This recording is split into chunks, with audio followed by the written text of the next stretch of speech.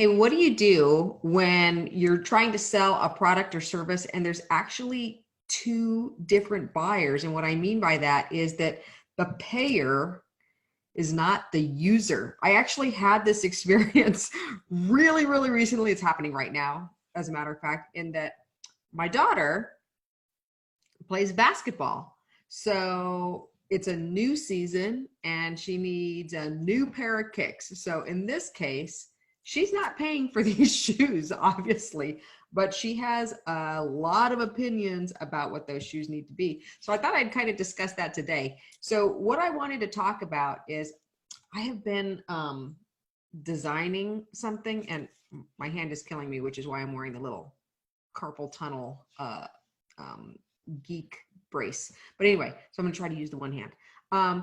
So in this case, the buyer, the purchaser is not the user, but they both have needs that need to be met. And so one of the things I've been talking about in my master class is like, how do you meet the needs on three levels, right? There's always three things, three levels of needs that you need to meet or problems you have to solve, depending on which side of it you're looking at, right? There's the actual, external kind of basic functional need, or like the one that is very clearly what it is.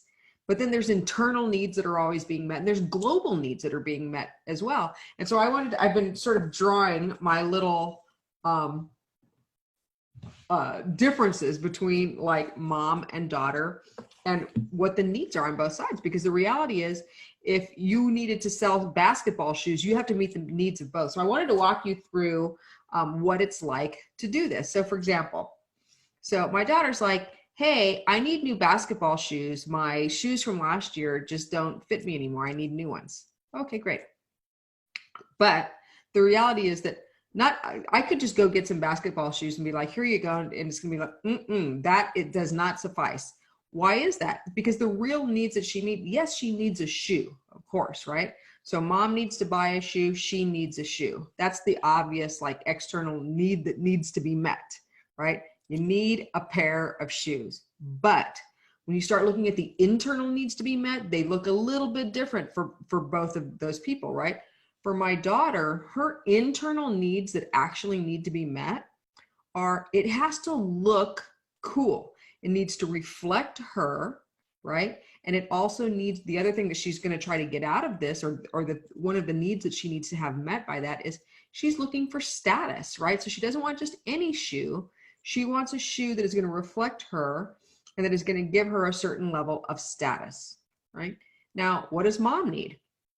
Well, in a way, mom is also looking for a shoe, but that reflects her, right? In this case, she wants it to be a reflection of her status and really her standards, right? So she wants to get a good shoe for her daughter. She wants it to be a shoe that reflects where she is, possibly socioeconomically. So they both want a reflection of themselves, but it needs to happen in the same shoe, right? One, I want to look cool. I need status with my friends. The other one, I want my daughter to be a good reflection of me and where I am in the world, right? So those are some of these internal needs.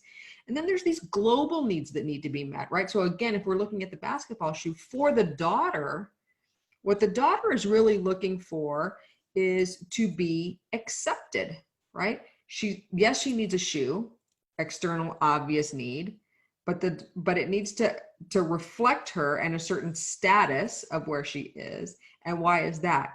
Because she wants to be accepted and she wants a sense of belonging at school, right? She wants to be like, hey, look what I have. And the other kids say it's cool. And all the kids are going to compare their basketball shoes. It's a new season, right? That's how that works. So what is the mother looking for in this case? And what the mother's looking for in this case is, I want, again, her global needs really are, I need to be a good mom. I need to, not be cheap if that's the case. I need to get her a good pair of shoes, and I need to do whatever I can do so that my daughter feels accepted, belonging, et cetera, at school. So I wanted to kind of talk to you about, just in a pair of buying something as simple as some new basketball sneakers for a new season, what's going on and and drum roll, please. We finally got the sneakers. I wish I had them here, but she hasn't opened them yet. But she finally got a pair of Nike basketball shoes that are in her school colors, but also are like super cool, right? And so what happened there is that what Nike accomplished, and they do this very, very well, obviously, is why they're the category king, is but they met everybody's needs in that situation.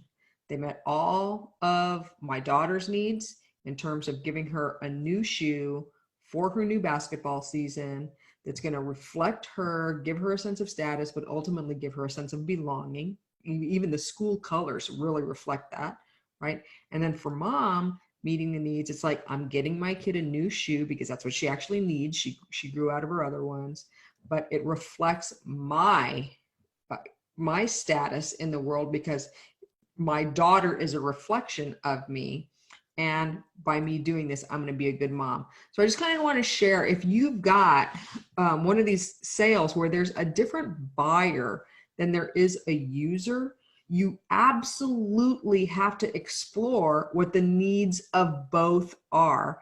And you need to be able to meet the needs of both, right? So that's just a quick little tip for you when you've got a complex sale with a different buyer and user. And that's all I got for today. I will see you next time.